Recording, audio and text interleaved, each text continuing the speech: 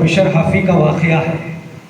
قادر بادشاہ قادری صاحب پتی کنڈے میں جب بیان کر رہے تھے تو میں بھی اس بیان میں موجود تھا، تو آپ بیان کرتے کرتے فرماتے ہیں کہ اللہ تعالیٰ نے ذوالنون مصری کو حکم دیا کہ جا کر بشر حافی سے ملاقات کرو، تو ذوالنون مصری آ کر بشر حافی سے ملاقات کرتے ہیں تو لوگ بتاتے ہیں یہ شرابی کبابی ہے، رقص و سرور کی مجلسیں سجاتا ہے۔ تو ذوالنون مصری اللہ کی بارگاہ میں ہاتھ اٹھا کر دعا مانگتے ہیں، اے اللہ یہ تیری کیسی بے نیازی ہے، مجھے اس علاقے کا ابدال بنایا اور ایک شرابی سے ملاقات بھی کرایا۔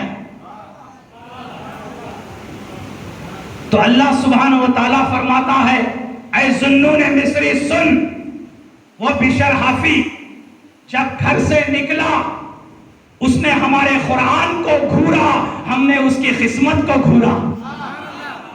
اس نے ہمارے قرآن کو بوسہ دیا، حوران بہشت نے اس کے جبی کو بوسہ دیا۔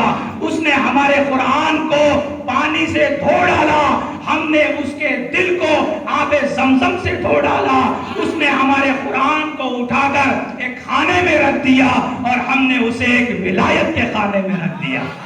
سبحان اللہ، سبحان اللہ۔